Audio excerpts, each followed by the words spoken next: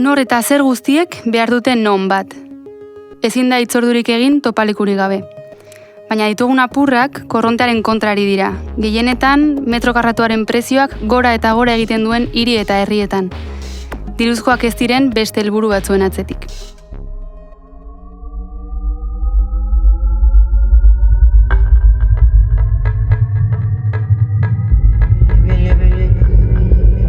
Gure topaleku propioa egin dugu gai hori arakatzeko.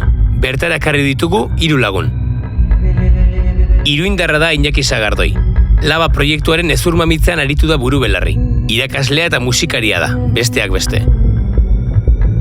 Bilboko Bira Kulturguneko kide da Oian Abartra bertsolaria eta irakaslea. Diru publikoaren iturria itxi badiete ere, Bilboko euskaldunen topaleku izaten jarraitzeko borrokan ari dira. Bertsolaria eta kazetaria da Izar Mendiguren Laudioarra.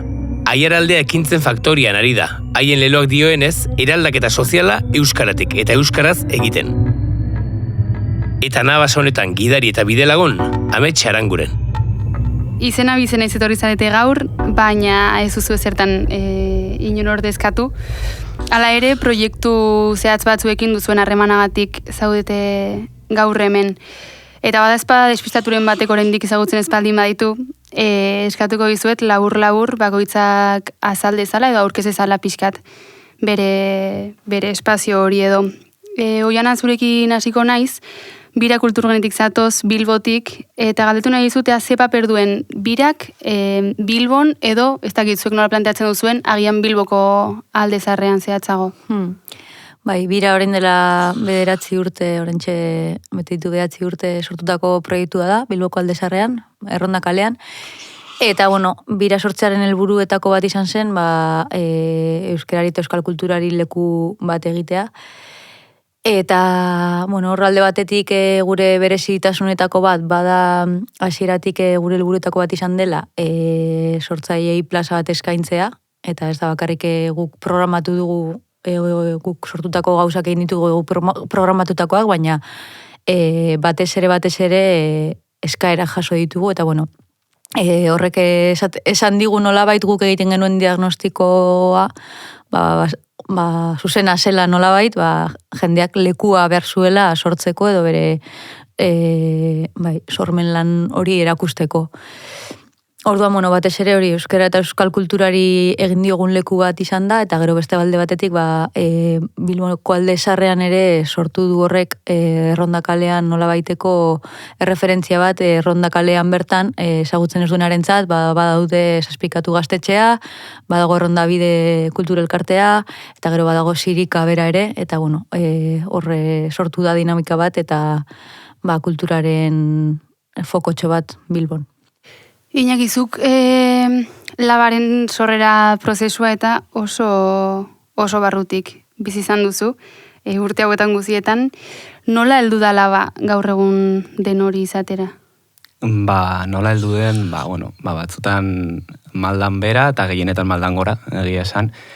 Hasiera ja horrela izan zen, pandemia garaian sortzen delako. Hor bada aukera bat, alegia gaur, espazio ez mintzatuko gara, eta espazio baten aukera sortzen da, Iruñeko Gazteluko plazan, aipatu duzu ezakite merezi duena saltzea, Iruñeko egongela edo esaten dena, kultura popularrean ala deitzen zaio, ez? Eta aukera hori sortzen da, espazio batena, eta esango nuke, sinkronizidade ariketa batean edo, ezaki nola esan, ez delako kasualitatea edo, hor genbiltzan jende bat,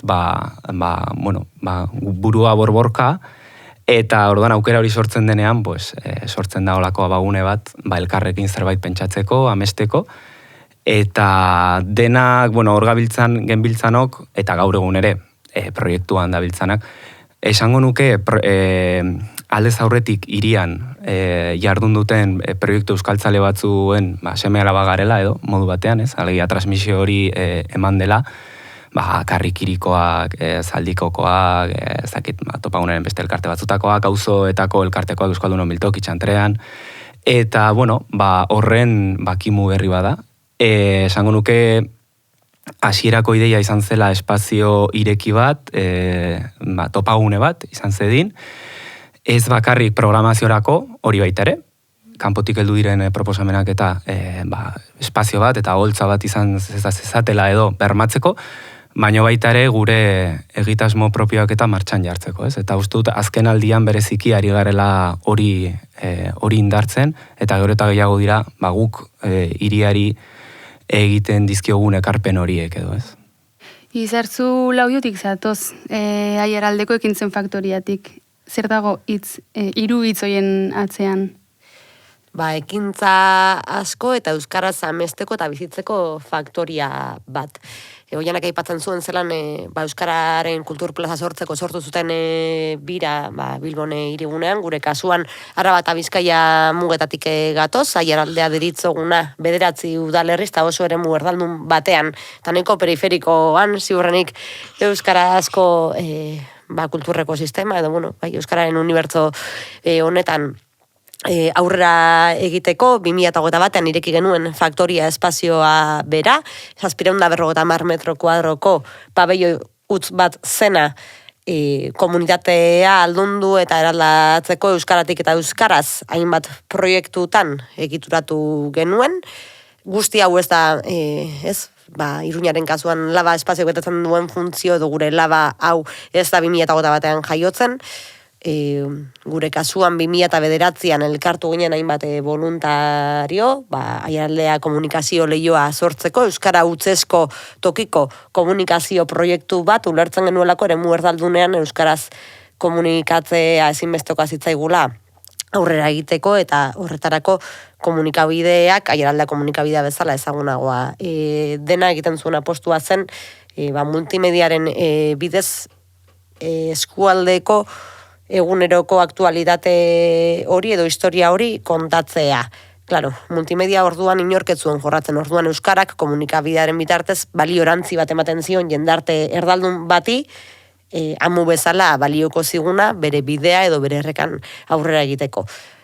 Komunikabideak referentzialtasuna hartu ala, hartu ginen eta autu hori genuen ere bai, euskarak bizi berritzeko bestelako esparru batzuk ere bai behar zituela.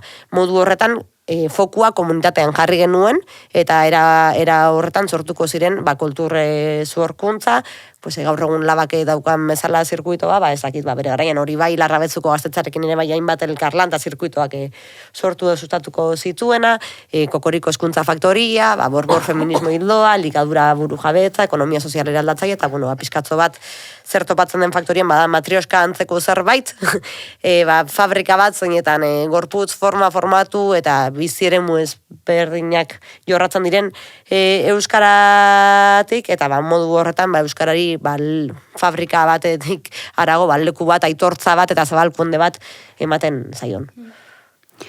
Olako proiektu eta mintzo garenean oso erraza da hitz abstraktoak erabiltzea, izan komunitatea, sarea, elkartzaintza, badakigu definitzen, baina aldi berean batzutan zaila da irudikatzea. Aldi berean, espazio benguizien atzean, bizipen pertsonal asko ere badago. Zer eman dizue zuei espazioetako espazio edo elkargune, zuek erabaki? Hauetako bakoitzaren parte izateak, zer eman dizue pertsonalki? Ez dakit. Batez ere komunitatearen ideiatik tiratuta, zerbait, proiekturen parte izatean nitzako superaberazgarra izan da, maila pertsonalean, kolektiboan, baina ez idealizatza gaitik, lehen zuk esan duzu batuta maldan bera eta askotan maldan gora, eta, momentu askotan ere, buru kominak eta ezinak eta agobioak, eta batzuten ematen dudana dela aize proiektu derraz, gauza, eta hori guztia ere bada, baina, gero, momentu gora beratxuak eta zaiak eta ere bai, baina, batez ere, zerbait politaren parte izatearen sentsazioa, eta, gu beti, motivazio horretatik, eta egiten ari garen horretan sinesten dugulako gaudela, baina, batzutan, beti ez da erreza izaten. Nik, Oianaren ariari jarraikin, niri igual bai, Alde batetik, ez, hor dago pertenentzia, komunitatea eta holako kontzeptu abstrakto horiek, botatzen erraza direnak eta gero garatzen ez hainbeste, baina nik bai nabarmenduko nuke, nortasun bat ez azkenean, guri euskarak edo faktoriako komunitateak edo espazioak edo bertako proiektuak edo zein ere mutakoak direlarik ere eman digu bai, nortasun bat, bagara nor euskaradunak ere, euskara, ez dakit, bai, hizkuntza edo hiztun komunitate gutxitu izanagatik ere bai hegemoniko edo eraldatzaile bihurtzeko kapazak garenak bagaudela hor, eta niretzako hori bai dela importantea, batez ere eremu erdaldunetan bizi garen herritar talde proiektu espazio eta bar horientzako, eta gero bagarela gai, ez, askotan jendeak lotzen du, ez? Euskara edo hizkuntza edo kultura edo maitasun batekin, nik maitasunetik arago nik naitasun bat, uste dut fase horia pasatu dela, eta naitasunetik eta uste dut ere bai eragile izatetik eragiterako jauzi hori eman dugula, izan labak, izan birak, izan faktoriak, iparraldeko onbilguneak edo etorriko diren guzti horiek ere bai. Orduan, nire kasuan zer eman edo zer kendu, balantzan oso aberazgarria, maitasun asko ere bai eman dinoeski, kendu loa ere bai asko, baina, ametzak behintzatez, eta, guzti horiek egiten eta egibilakatzen jarraitza beti da ederra. Bai, erabat ados aipatu direnekin. Egia da, ez dakit olakotan, ordainduri gabeko master bat eitu duzula kudeaketan, kontuak egiten, loa galtzen, hortan, bai, baino egia da baita ere, nire kasuan behintzat, olako espazio batek, espazioak direlako espazio fisikoak, baina badira ere espazio sozialak, ez? Eta espazio sozial horrek, bai uste dut bermatu duela aukera bat, espazio autonomo gisa, baita ere politika egiteko, ez dakit, maiuskulan edo minuskulan, baina behintzat gauza batzuk probatzeko, experimentatzeko, egia da batzutan metaforekin eta gehiegi erabilitugula, ez? Eta palabro hoietako batzuk, batzutan pasatu garela erabiltzen, eta baino indefinizio hortan, dantza hortan nik uste joan dela, ez, proiektua aitzinera egiten, sortzen, eta hori da nik uste, aukera bat, gauzak probatzeko, hankasartzeko ere, uste dut gure buruari aitortu diogula, hankasartzeko ere, ez dakit eskubidea, baina aukera behintzak badugula, eta hori da. Aipatu zu justu Iñaki kudeaketarena, egia da berez komunitatea sortzeko edo gaitasuna duten bestelako taberna edo aretoak ere existitzen direla. Baina espazio hauen kasuan egia da gainera kudeaketa bera ere taldean egiten dela.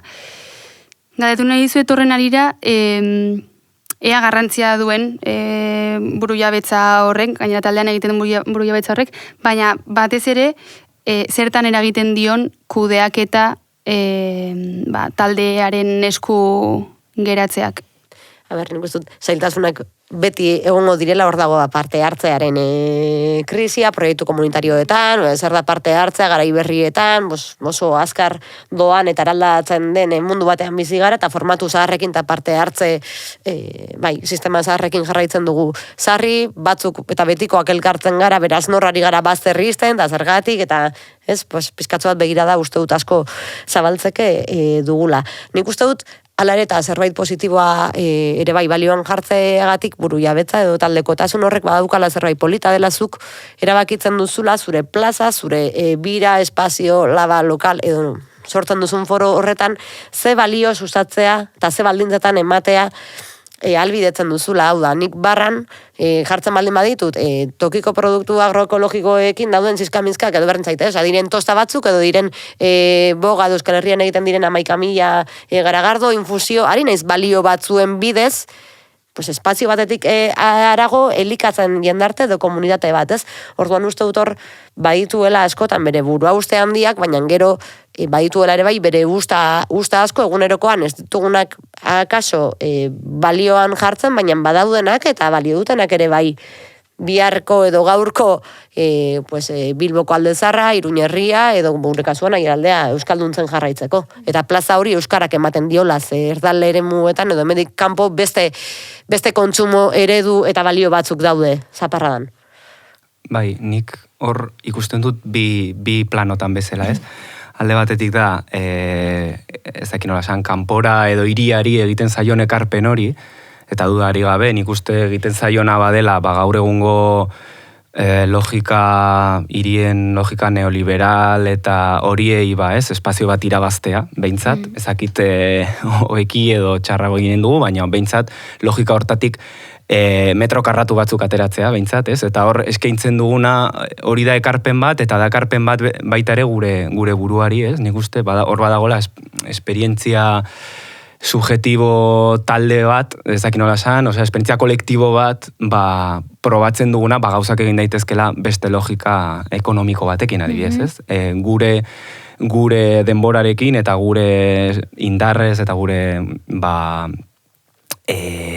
azkenan, denborarekin eta ekarpenarekin, egin daitekela zerbait, ez? Eta hori bizitzea bera, esanen nuke potente samarra dela. Beste da ohiko mugimendu sozialetan gertatzen dena, ez? Baino olako batean eta olako espazio bat kudeatuta, gure kasuan 3 urtetan voluntarioa izan dena erabat, ematen dizu ere neurri bat, zer egin daitekenaren neurri bat, ez? Ematen dizu.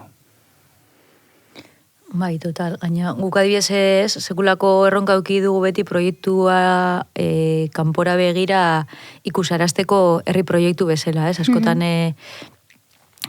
guk esaten dugu gureaz dela taberna bat gauzak egiten direna, baizik eta kultur proiektu bat taberna daukana edo barra daukana eta herri proiektu bat dela eta jende askoren esfortzu, denbora eta diruari esker, diru askori esker jendeak ipinetako diru pila bateri esker atera dela aurrera, eta ateratzen dela gaur egun ere, guk baditugu birakideak, eta horrek ere, guri behintzat ardura bat eragiten digu, ez? Guk proiektu hau daukagu, atzean daukagulako, ez dakizen bat jente, ez? Sinesten duena da apustu egiten duena proiektu honengan, ez? Eta orduan, bada pizka bat kolektibotasun hori ulertzea, ez bakarrik gure gestio mailan, baizik eta proiektu bat eta atzean dagoen jentea, eta jente baten ekarpen horri esker, gehi aparte ez, jendearen denbora, batez ere askotan denboraren hori ze importantea den, eta jendearen denbora eta voluntariotzari esker ateratzen den proiektu baten indarra izugarria dela. Tradizioz kulturgune hauek beti egon dira oso barra bati lotuta eta alkolari lotuta. Zemundaraino izan da problematikoa zuendako espazio hauek, tabernari edo lotuta egote, edo inkluso momenturin batean igual horren menpekoak ere izatea. Gure kasuan adibidez guztiz kontrakoa da. Gure proiektuan barra sama handi bat da eta defizitarioa da. Beraz, guretzako asko zerrezagoa izango litzateke taberna edo barra gabeko proiektu bat, ez? Ematen du kontraesankorra edo, baina horrela da. Baina, naiz eta ez, alkolaren horrek ekarritzaken kontraesan batzuk edo, gure ustez, gure kasuan barra edo taberna espazio daukan forma horrek, askotan sortzen ditu ere bestelako harreman mota batzuk, eta beste leku batera, antzoki batera soaz, eta kontzertu bat ikustera soaz, edo eta etxera soaz, ez? Eta hemen, lehengo astean kafe filosofikoa egon zen, adibidez, eta gero olako gauzak egon, eta gero jentea geratzen da bertan, zerbait hartzen, hitz egiten, eta bertan sortzen dira bestelako harreman batzuk, bestelako interakzio batzuk, eta nik uste dute espazioak ematen dion gozotasuna ere badela plus bat ekintza kulturalak berak daukana baino handiagoa. Labaren esperientzia oso bestelakoa izan da. Bai, oso bestelakoa izan da. Sorreratik eta orain gutxi arte, egon delako proiektuaren jaiotze bat edo, baino orain arte ez zegoen alkoholik saltzeko baimenik edo lizentziarik, eta orduan horrek ja markatu zuen hasieratik, esango nuke proiektuaren tonoa, topagune horren tonoa markatu zuen, egia esan guretzat ere defizitarioa izan da urte horietan, eta alere egiten zen irakurketa edo bintzat egiten genuena bazen, topagune hori bermatzeko, zerbait behar genuela, eta egia esan ez genuen beste ideia oberik. Kafe baten inguruan edo kafetegi baten bueltan biltzea, baino. Ez dakit igual ere hor, faltako zaigu imaginazioa, edo ez dakit aukerak ere ez direlako mugagabeak, ez? Baina, gure kasuan, egia da, orain gutxi ireki dela, laba berria, ez? Eta ikusiko dugu, orain bai, badagolako aukera, alkola edateko, eta bueno, gau ez igual, kontzertuak eta monologoak eta beste giro batean egiteko, ba ikusiko dugu zertan den hori, eta ia zer ekartzen duen alkolak. Nik ustute askotan ez, jendeak pentsatzen duela, oienak eta esaten zenuten bezala ez, barrak dirua ematen duela, ez. Osa, rock'n'rollak ez du diruik ematen, eta barrak ere ez, pufatzen duzu dirua, asko gainera. Zer ematen dizu bilgune bat gozotzeko aukera bat, eta jendea elkartzeko aitzakia bat. Eta uste dut hor dagoela ere bai gakoa. Eta ematen dizu, eta erakusten dizu ere bai, sare bat eta auzolan bat, esan dut, barra bat ez da posible bintzatu gure kasuan, eta ni naiz beste kide bat faktoriakoa, beste 500 bat digora bazkide, eta beste zakizen bat voluntario diren bezala, ez? Orduan, barrak erakusten dizu horratzen dagoen katelan guztia, osea, bertako produktuak ez dira zerutik erori, hautatuak dira, barraren testu inguruan sortzen diren ekintzak, izan kafe filosofiko bat, edo izan bakarrizketen probaleku bat, edo antzerki peza bat, edo musika kontzertu bat ere bai, osagarritzen diren kontuak dira. Orduan nik uste dute hor ere bai badagola, pues, auzolan edo sarelan ezinbesteko baten zutabe bat, eta hori dela benetan proiektuak eta espazioak aberazten dituena, bestela ez luketan lako zentzurik, espazioek jenderik edo harremanik edo hartu emanik gabe.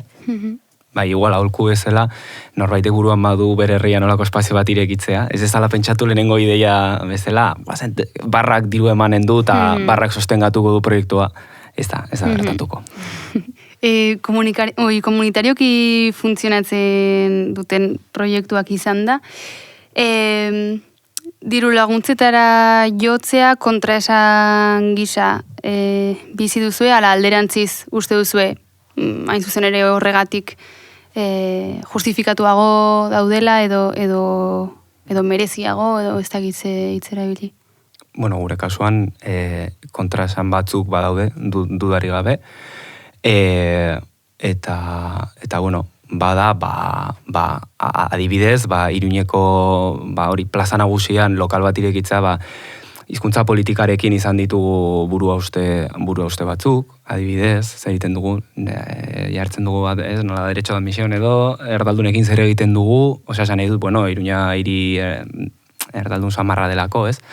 Horrean, izan ditugu kontraesan batzuk, eta hau ere horietako bat da, ez? Gure hasierako ametxetan, barrak pagatuko zuen proiektua, eta buru jabetzarena zen zutabetako bat, eta egia da, gero hori, bueno, hori ja ibiltzen hasita, ez, edo ja martxan jarrita, bueno, azkenean diru laguntzek izan dute parte bat gure ekonomia orokorrean, ez? Eta, bueno, nik uste gure kasuan behintzat zehatu arena da onartzen, hori, bueno, hor dagoela, ni batzutan kontrasan handiak izan ditut, eta ez dakit beste batzutan, jo que se, oean, ez, hola gaudenean eta gure kontrasanekin eta, pues, pentsatzen dut, jo que se, polizi foralak duen aurrekontuan, eta orduan, kentzen zaizkit, horietako batzuk egia esan. Bai, ezken nik uste dut hori ez, batzutan oskagula olako komplejo batzuk diru publikoa jasotze gaitik, edo horrek kontraesan bat eragin barko baligo bezala. Nik uste kontraesana baino, askotan horrek eragiten dizula, lotura bat, edo menpekotasun bat, ez duzuna nahi, edo baldintza batzuk bete behar izatea, edo bueno, batzutan peaje bat ordaindu behar izatea, diru publikoa jasotzearen eta batzutan ez, proiektu batzutan, neurtu behar da, ia horretarako prez gauden, ez gauden, eta barrez, baina, bueno, askotan esaten dugu ez, hizkuntza politikan, inbertsioak eta nun egin behar diren, eta zelan ez dugu nahiko, ez, kulturan gastatzen den diru zati bat herri proiektuak laguntzeko izatea, edo ez, gu gainera guk esaten dugu, bueno, ikusita Bilbon bertan, ez, zelako dirutzak gastatzen diren, BBK Life, eta, bueno, olako gauzak finantziatzen, guk zelako diru gutxirekin, ez, montatu dugun urte osoko programazio bat zeinetan iaz 267 ekintza antolatu genituen, ez, BBK Lifeko gauza txiki batek kostatzen duen diruarekin, ez, orduan, pizkat ere gure buruari pisu hori kentzea, ezin dugu diru publikori jaso, edo horrek, bueno, guk behintzat argi daukagu herri proiektu bat garela, eta hori garela, eta hori dela gure izaera, baina, bueno, garai momentu batzuetan behintzat, funtzionatu dugu eredu misto batekin, diru publiko zati bat gehi gure bazkidetatik eta eratorritako dirua, orduan, bueno, nire behintzat ez ditolako, ez dinot ez dela problematikoa, bada problematikoa zentzu batzuetan, baina, bueno. Bai, nik uste, izan ere, gu ere hori, modelo misto hori izan dugu azkeneko urtetan, izan ere nik uste, eta bideo hau igual baten batek ikusiko duelako, esanen nuke baita ere administrazioetatik edo gobernuetatik edo estatuetatik edo ditu nahi dugun bezala, ez dela sobera ongi ulertzen nola funtzionatzen duen, edo ulertzen da, eta ez da laguntzen esan nahi dut, baino diru laguntzek duten logika batzutan zama bilakatzen da laguntza baino, ez? Eta horri ere igual tokatzen da noizbait ere hizkuntza politika, ez? Otan darabilten horiek ere eta ere noizbait ere pentsatu beharko dute nola egin edo zer egin behar den, diru laguntza hori ez dadila zama bilakatu, ez? Eta ez dadila muga izan. Nik uste dut horri gehitu bartzaiola, ez burokrazietan, noraino dauen benetan eskuragarri diru laguntza, diru publiko hori, herritar espazio da eragileen artean, zelako eskaerak, zelako eskakizunak, dokumentazio aldeetik, agiri aldeetik etengabeko tentzio bat da, zeinetan zuko egiten duzuna da, simpra da, euskara bizi berritzeko espazio bat mantendu eta eremu ezberdinetatik elikatzen joan, ez? Nik uste dut hor, bai konplejurik gabe hartu behar dira oso neurrian, guk gure kasuan adibidez, Aiaraldea Ekintzen Faktoria kooperatiba elkarte bat, irabazi asmorik gabea, eta guk hasieratik askitasunaren alde jo genuen gure buru jabetza ideal horiei jarraiki, eta bai bilatu izan duguna da, gure proiektu eta hildo sozialak guk sortzen dugun bestelako zerbitzu bidez elikatzea. Eta badago beste azterketa edo ekimen interesante bat, balantze soziala ditzen dena, beste irakurketa bat da, urtean zer egiten duzun ekintzak neurtu daitezke zenbakitan edo balioetan, ez?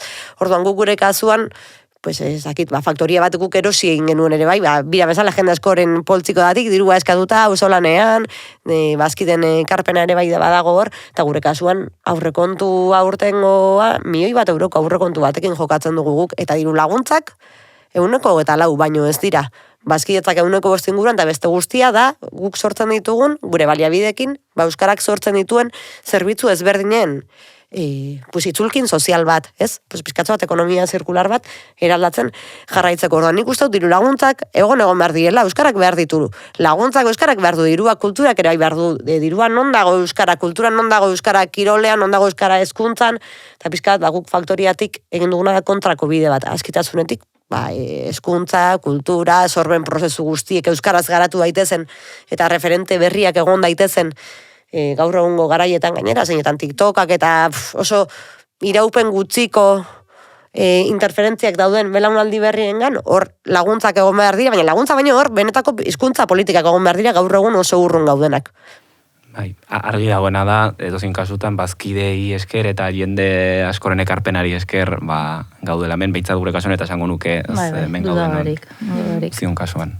Aldiz, nik bai esango dut ere bai txamponaren beste alde bat, egia dena gure kasuan, kulturaren lanildoa, sorben faktoriaren proiektu hori, eta feminismoare bai egin batean, diru laguntza publikoak egiten dutela, posible, esan nahi dut, sormen espazio baterako euskararen aldeko apostua egiten duten artista horien sostengua, guk sozialki eta komunitarioki bultatzen dugu, baina diru laguntza publiko horiek gabe ez litzateke bideragarria izango, beraz, behar dira, kontua da, nola planteatzen diren, eta ea horiek benetan eskuragarri izateko jende guztiarentzako ze baldintzak hartzen diren. Aipatu duzu zeharka eta zuzenean ere bai, 3 proiektua daude euskarari ertxiki lotuak. Ahaztu gabe, Iruña, Aiaraldea eta Bilboz ari garela. Euskarazko eskaintza hortazarago programazioaz eta ikusten diezue espazioi gaitasuna ingurua dena delakoa izan da ere, eragiteko? Nik guztiz esan dugu faktoriaren kasuan, espazio bezala ulertuta, faktoria barruan komunikabide oso bat egiten da. Osea, eskualdearen tokiko memoria historiko guzti hori euskaraz jasota zabalduko da espazio horri esker, eta eragingo du espazio horri esker. Elikadura burujabetatik egiten direnean, zubete eta perrak tokiko ekoizleen produktu kozinatuekin, hori aukera hori euskarak eta espazio honek ematen dizu. Berdinak kulturarekin. Osea, sormen egonaldi bat, edo sorkuntza lan bat, taularatzen den momentuan, euskarak ematen dizu, eta horrek eragin bat dauka herritarrengan bestelako euskarazko eskaintza eta zirkuitoa ez dagolako beste tokitan. Eta hor dago igual, erronka, ez? Esan egun zegatik, euskaren arnazgune izateko sortutako espazioetan bakarrik lehenezten eta balioan jartzen dugu, eta gainontzeko erdal plaza guztietan, ze hizkuntza gaientzen dira, non daude beste hizkuntza eta kultura gutxituagoak ere bai hor, aniztasun hori ez dago. Orduan, nik uste dut noski oso argi bai dagoela gaitasuna, faktoriaren kasuan argi ikusi dugu, eta uste dut, pues, biran egin den bezala, eta laban apostu egin den bezala, Ipar Euskal Herrian ere, atozela alako erronkak, eta iruditzen zaite Euskal Herriak pauso horiek tokian toki garatzen jarraitu beharko duela, edo guk sortzen ditugu zirkuito, eta plaza horiek, edo ez direla berez hizkuntza edo kultur politiketatik bakarrik sortuko horiek ere, beharko badira ere. Esan duzun gauza batetatik, etorri zaite, askotan lehen esan dut sortzaileek eta espazioa edo lekua behar dutela, eta norabide horretan eragiten duela edo, baina alderantziz ere bai, espazioak berak eragiten du sormena, ideiak, gauzak egitea, eta gure kasuan adibidez, asko jo dugu ere elkarlanera eta proiektuak sortzera edo beste eragile edo inguruan egon diren beste batzuekin, lehen aipatu dudan Pasazpikatu, Adazka, Errondabide, eta hortik sortu ziren adibidez, Bertso Erronda ekimena, edo Lautan Hiru antzerki zikloa, Zazpikatu eta Euskaltzaindiarekin batera. Orduan, bueno, azkenean espazio, edo adibidez biran egiten den Señora Bertso Eskola, biran sortutako ideia eta proiektu bat da. Bira existitu ez balitz, ez litzateka gaur egun Señora Bertso Eskolarik egongo, Orduan, espazioak eta proiektuak berak sortu ditu bestelako gauza batzuk ere. Bai, nik uste gure kasuan hori baita ere saiatu gara olako egitasmoak eta proposatzen, beti ere elkarlanean hiriko beste eragile batzuekin, eta hori hasieratik, bueno, egia da hasieran nahiko izaten dela pixkat norberaren etxea bizirauten, baina egia da beti buruan egon dela, erradiatzeko edo mediazioa deitzen dute batzuek ere, azkenean dela, harremanak egitea, eta bestekin saretzen saiatzea behintzat, eta guk aiaraldeko hilapurtu genien, afera batez, euskarak bermatu beharko lukela erdarek ematen ez dutena, eta guk askotan erabili izan dugu Iruñera ekarrita oso arga ertzekoa garelako, eta esaten dugu, pues saia gaitezen eskaintzen Pamplonak ematen ez dizuna, behintzat sortzeko dagoen edo sortzen ari garen Iruña hortan, kabitu dadila, eta orduan Iruña hori eraikitzen ari garen onartean, harreman hori egiten, eta nik uste hor sortzen direla egitasmo horiek interesgarrienak, eta hor egiten dela benetan ekarpena, alegia, garrantzitsua da holtza bat eukitzea eta eszenatoki bat, eta norberak, nahi duenak hor emanaldia egiteko dudari gabe, baina egia da ere, guretzat, estrategikoena dela guk zer ekarpen egiten dugu, gehiago igual epe labu, epe ertain eta luzera, elkarlanetik edo. Eta horrek sortzen duela ere, espazio horrek komunitate propio bat ere, nik uste dute, zuen kasuan ere segurazki lan izango da, badago bira komunitate bat, biran kontsumitzen duena, biran mugitzen dena, biran ezagutu duena elkar, eta horrek ere sortzen duela olako zera bat ere. Bai, amets parkatu. Ez, nik ditu nahi nuen, gogoan dudala labaren, oraindik laba etzenean, hasierako bilera horietan, zegoela oso presente, eta ez dakit zu zinen ala nortzen ez gogoan, baina kalea hartzearena ere oso presente zegoela, eta inkluso hasierako ospakizun horiek edo ere izan zirela nahiko... Bai, hor bat zegoen irakurketa bat egiten genuenan, ikuste garai hortan, gai gertan, duela urte batzuk, eta zegoen nuke oraindik ere ala dela, ez? Batzutan, tematuta gaude, tematuta edo ezakit, edo ohitura izan dela, arnazguneak batzutan, ez dut, eta hau ez dio txarrera, baina esan nahi dut, trintxera moduan ulertzera, ez? Eta hizkuntz komunitatean garrantzitsua da komunitatea trinkotzea, alegia, ez? Komunitatea indartzea eta barrura eta gure artean, elkar ezagutzea eta bar, baina noiz bait ere hartu behar da ere arriskua, ez? Eta da, trintxeratik atera eta plazara atera, eta, horrek arrisku batzuk ditu, lehen aipatu dituenak, hizkuntza politikan erabaki batzuk hartu behar dira, edo ez, aliantzak norekin, zeren gainean, esan nahi dut hor sortzen dira, kezka ezakit, edo ez, lantzeko gai batzuk, eta, gure irakurketa izan zen, baditugula txoko batzuk, eta baditugu elkarte batzuk, gehiago, barrura, eta komunitate barrutik elikatzeko, eta, gure apostua izan zen, pixkat kontrakoa, ezakit. Askotan nik uste dut euskaratik edo, eragiteko sortu garen proiektuak bai sortu dugula nolabiteko burbuia edo eskol bat, ez? Euskararen arnazguneak edo arigune horiek mantentzeko eta benetan kanpoan dauden erdera ohiturek eskutatzeko gure espazio da autu propio hori txikitasunetik, baina iruditzen zait horiek ere bai askatu eta ireki behar ditugula baldin eta euskararen herri lur edo espazio horiek anitzak izatea nahi baldin badugu. Zentzu horretan, ninge labakoi, gertutik jarretzen ditu alako ere bai zaretan, arrantzatu nahiko nieken ideia bate bada, etorri berriekin egiten ari diren lanketa, ongit, euskararen mundura gerturatze aldera, ongit horri Iruñera edo alako bat da, eta iruditzen zait horretar ere bai, jarri behar dugula, edo horretan begirada jarri behar dugula. Eta gure kasuan eskualdeko eragile bate izanik, espaziotik, faktoriatik, kanpora ere bai ekintzak egiten jarraitu izan dugu, komunikabideak kanpoan egiten du bere lana, kulturak sormen pieza batzuk, basoetara, zelaietara, kaleetara eramane izan ditu, hezkuntzak berdina, orduan iruditzen zaite, ondo dagoela espazioak sortzea, baina ezin garela ahaztu jendartea, eta jendartak dituen ezaugarri guzti horiez, euskarara gerturatu eta euskara beraien bizitzeko tresna izan dadin. Oian azuk aurreratu duzu pixka bat, baina kainaren bukaran okerez baldin manago, berrian Inigo Astizek egin zizuen elkarrizketa bat, Lutxo Egierita zuri, eta besteak beste diru kontuetaz aritu zineten. Eta gainera hor zuen artean ere bazegoen pixkat desadostasun hori, ez? Berarendako ez, baina Lutxok esaten zuen berarendako bazela privilegio bat, ez? Diru bat jasotzen aritzea, eta horianek esaten zuen berak ez zuen hori privilegio gisa bizi. Eta ipatu duzu adibidea gainera aurretik. Parkatu, hor privilegioarena hor pizkate Lutxok ere zuela esaten horra privilegioa baizik eta esaten zuen, zeudela herri mugimenduko pila bat eragile gu bezalako lan egiten edo bea edo ez dakiz zer eta ez eukatenak inongo diru laguntzarik, orduan gu izan gaila privilegiatuak zentzu horretan, beste batzuen aldean jaso dugulako, orduan orain kendu digute, hori hori pizkate, matiz hori egitea. Pizkata ipatzen zenuten, haien aldetik zegoen argudioa edo aitzakia, zela dirurik ez zegoela, baina aldi berean, beste bide batzuetatik,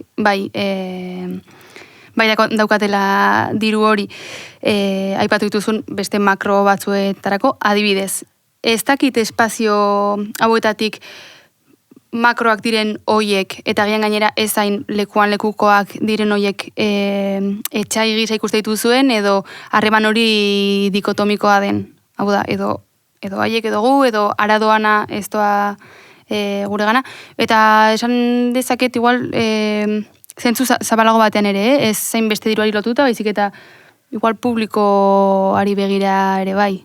Ez dakit, nik uste gure kasuan, nola da, erdaraz, euskaraz nola zango nuke, beharretik bertutea edo, ez?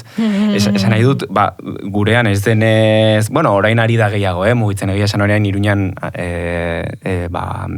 erakunde publiko eta askoz, Iruña herrian askoz gehiago programatzen da, eta duela urte batzuekin alderatuta. Baina egia da, gurean, evento handi horiek eta, gurean, eta esango nuke gehien Euskal Herrian oroar, ez daudela bereziki gure eszenetan edo gure eszenan, batzuk igual baina esan nahi dut gurea bai imaginatu izan dugu beti esango nuke nahiko kontrakultural moduan, esan nahi dut ez dut uste guk horiekin lehiatzen dugunik eta lehiatu behar dugunik ere, esan nahi dut guk sortzen ditugun komunitate horiek, ez dutela beharrikola makroevento horiena edo esango nuke, peintzat hortatik salbu samarez edo gaudela edo. Nik uste dute gozaga, lehenengo eta behin ez dago dirurik hori gezurra da, orduan, hori da lehenengo gauza, ez? Orduan, ez dakit batak bestearik entzen dion, edo lehian dauden ez dauden, edo nola ere, ematen dire laguntza gure mailan, ez? Nahi dut herri mugimenduei eta ematen zaien diru laguntzen kopuruari erreparatuta kalderilla da, ez nahi dut, ez dauka zer ikusirik, bi liga dira, bi gauza diferente dira, orduan horren atzean dagoen arrazoi benetazko eta pisuzko bakarra, erabaki politiko bat da, orduan kontua zertan nahi duzun jarri dirua eta zertan ez, guri ematen diguten diruaren hirukoitza gastatzen dute egun baten luntz bat egiten, orduan. Esan nahi dut, pizkatelan esageratuta, ez? Baina, orduan da, eman nahi diguzu edo ez diguzu eman nahi. Orduan, horren atzean erabaki politikoa dago, zeri ematen diozun dirua, zer ari zaren sustatzen eta zer ari zara sostengatzen edo zer ari zara hiltzen usten. Eta gero nik uste dut, ere bai makroreduak daudela eta batzutan ere guk ere autokritika hori egin behar dugula, ez? Ze baldintza eskaintzen diogu espaziok, nahi genituzkenak, baino txarragoak sortzaileari edo datorren eragile horri, ez, guri gustatuko litzai-guke benetan baldintza duinak ematea, baina ez dakin noraino dagoen jendartea oraindik prest onartzeko edo ulertzeko sortzaile bat datorren aldiro edo islari bat datorren aldiro edo tailer bat ematera datorren pertsonaren aldiro dagoela ezagutza lan bat, lanketa bat dagoela horrek gastu batzu dituela eta zuk sarrera bat jartzen duzunean pertsona horri konpentsatu alizateko eta pizkat bultzada eman alizateko egin duen ekarpen handi hori, eta ekonomikoki ematen diozuna oso gauza txikia da, Baina gero askotan kuestionatzen dugu, eske sarrera jarri behar dugu, eta guk ere bagitugu kontra esan horiek, noraino garen benetan irisgarri edo baztertzaile sarrera bat jartzen duzun momentuan zure jarduera baterako. Orduan nik uste dut horre bai, gustatuko litzaidak eta klaro, ojalá, eta doakotasuna ere bai, eta unibertsaltasuna horre egon daia mai gainean beti, baina uste dut batzutan egin marko dugula gogo eta aukera hori ez dutenei pauso bat atzera emateko besteok, eta nola baiteko ekonomia eta kultura edo eredu horretan oreka bilatzeko, baina badagokigula berplanteatzea, gure espazioetan egiten ditugun jardueren lanketa eta balio ekonomiko hori sozialki berez lantzen dugulako. Bai, gero gainera lehen aipatu ditu kontraesanena, nik uste gure kontraesan bat badela behintzat ere bai, uste dut sortzailei baldintza duinak eskaintzetik oraindik urrun gaudela tamalez, esaten dut, ez, drama bat bezala. Eta, uste dut hor paradoja bat dagoela, zerin eina handi batean ere, eszena hori sortzen ere, esango nuke bagarela gente zentralak ere, esan nahi dut, orain, igual, beste bideo batzutan eta segurazki ontaz mintzatu zarete, baina badago joera bat makroeventorako, eta ez dakit, hirietan behintzat, evento, turismoa, bidegurutze hartan sortzen diren monstro horiek bultzatzekoa, eta esanen nuke, gaur egun, adibidez Iruña batean, gero eta eszenatoki gutxiago, esan nahi dute, taula gutxiago daudela adibidez musika taldeentzat, eta hor gure rola zentrala da, orduan ez, hor gaude, paradoja hortan, ezin dugu bermatu, igual, ez dakit beste eszenek ere bermatzen dute, makroeventoiek segurazki ez dute bermatuko ez da ere, baina, hor gaude pixkat, hor kontraesan hortan, ez dakit nola deitu, ez dakit kontraesan den, paradoja hortan edo. Bai musikari gisa eta bai publiko gisa ezagutzen ditut hiru leku hauek, eta ulertzen dut baldintzetaz diozuena, baldintza duinagoak eskaintze horrek kezkatzen zaituztela, baina, zintzoki, ez diate inoiz, hainongi jaten eman, Aiaraldeko ekintzen faktorian bezala. Oroitzen te dut, digo, ni ere pasada. egondanago ebertzotan eta gauza terrible bat. Bai. Total. Bai, hori ere bada zaintzeko modu bat eta bai, zaindua sentitzea olako leku baten ere horrek, ez da, Bai, eta garrantzi. ziurtatzen dizuet olako makroetan naiz askotan egon, baina desologo hori bai ez dudala enion topatu eta badakit nora itzuliko naizen. Ez dakit zerbait gehitzeko gozgeratu zareten? Bazer esan, espazioak behar dituela hizkuntza batek ere bai, euskarak espazio gehiago behar ditu, euskarak bizi esparru askoz gehiago behar ditu, eta nik esango nuke Euskal Herrian mugimendu oso interesgarriak ari direla ematen bazterra askotatik, pues eren mota dut, Ipar Euskal Herrian Baionan egiten ari diren lanketa, edo berdin zait, ezkerraldean Portugaleten merkatu zarrak egiten duen funtzioa, esan egut. Tokian toki, nik uste dut makroereduen aurren mikroalternatibak edo mikrokomunitatek ekarriko dutela euskara benetan merezi duen toki batera, eta uste dut horre elkarrekintza ere bai espazio edo proiektuen artekoa deno daukagula zer ikasi eta zer desikasi, eta uste dut aberasgarria izango dela urrengo urteetan pues, euskara eta espazioen bizi berritzarako sare lan guzti hori. Bueno, eta orain hori arnazguneak hain bogan dauden momentu honetan, olako kulturguneak badirela guretzako, euskararentzako eta euskal kulturarentzako arnazgune superimportanteak, ez?